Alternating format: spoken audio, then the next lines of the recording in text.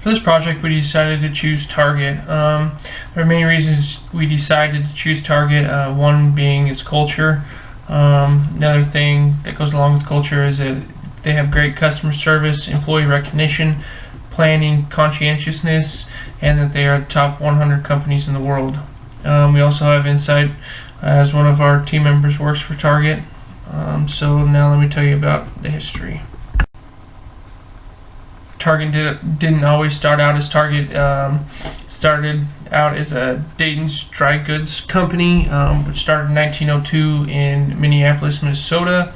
By the 1960s, they were looking to expand, and they ended up buying a bunch of smaller department stores in the Midwest and surrounding areas. By May 1st of 1962, in Roseville, Minnesota, they renamed Dayton Dry Goods to officially be Target, as we know today. Business was going very well, and by 1979, they had hit a annual $1 billion sales milestone, which is pretty good. So one store turned into 74 stores in 11 different states. By 1995, Target created the first superstore, which was a retail and produce store all in one, creating a one-stop shop. This was very convenient for customers. By 1993, their signature outfit of a red shirt and khakis was implemented, and by 1999 they had a mascot, Bullseye the dog, which you've probably seen through commercials and on the internet. Once again, the reason we chose Target was because of its culture. Here are some characteristics of it.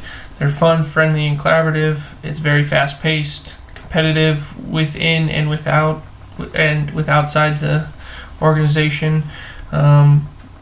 Teamwork is highly encouraged. It is very innovative, ethical, has very high integrity, and it ranks one of the highest companies in the world in diversity and inclusivity. Target has long been acclaimed about their unique approach to their management styles. They have a couple different unique approaches that they've established. Specifically, they have clear store expectations as well as clear evaluation procedures. So this is very important when you have a large chain store with a lot of different stores across the nation. You need to make sure you have a lot of different procedures set up in place to where you know if a store is meeting expectations, and you need to make sure that those are clearly spelled out and there's a clear evaluation process. And so this is very important for managers to understand, so that way they know if their store is meeting these expectations or not meeting these expectations. Additionally, for employee motivation and production, recognition is very important as well. So each day the managers get together with their employees and for a huddle is what they call it, and they recognize employees that have gone above and beyond what is normally recognized, and they seek to recognize those employees for their performance.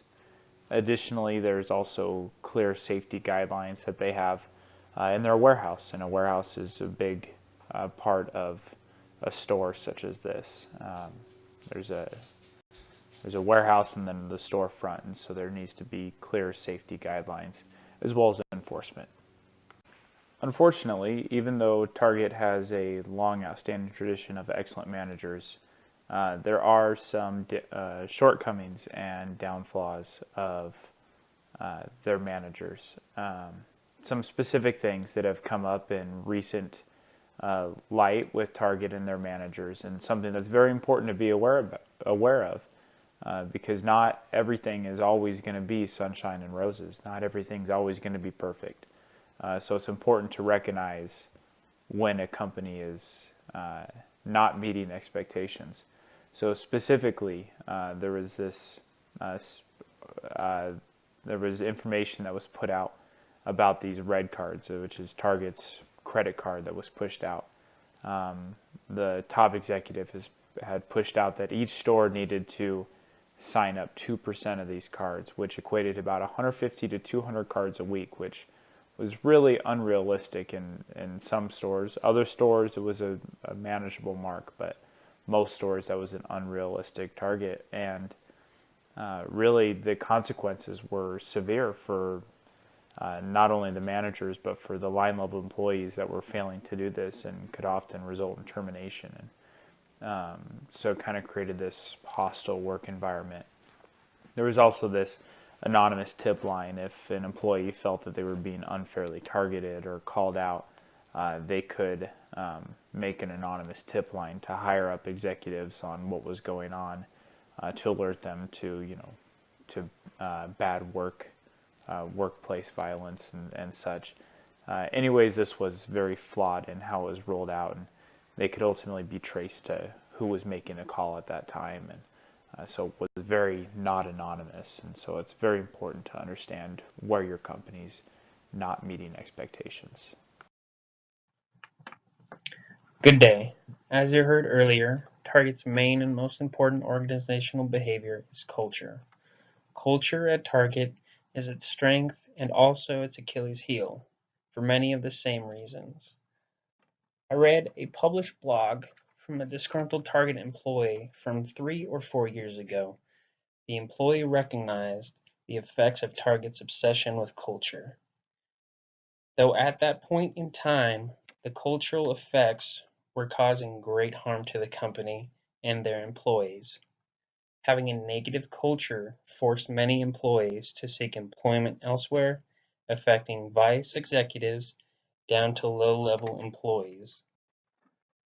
Culture in general is contagious, so if your foundation is built upon bad or poor attitudes, the culture will crumble and implode the organization. Having said that, the opposite is true as well. Building your organization on positive attitudes and ideas will help catapult the workforce, promoting growth and ingenuity. In order to be successful with a culture-heavy organization, you need the right foundation and continuous progress towards your goal. As that blog went on, the employee continued to rant, voicing many concerns about the direction Target's culture was heading. It was a very popularly published blog and brought to light the dark side of a cultural focus in Target as a company. As a result of that published blog, many of the CEOs were under heavy scrutiny for a prolonged amount of time. Shareholders forced some CEOs to resign even, citing that they started the negativity and continued its trend. Target then focused on a new goal of increasing recognition and positivity in their workforce. My recommendation to continue a positive trend in cultural organization behavior is to maintain positive attitude and idea generation in every work center and every store. Staying vigilant with promoting that positivity is key. By doing so, Target will continue to do a great job with promoting a positive cultural environment and is an exemplar of culture as an organizational behavior.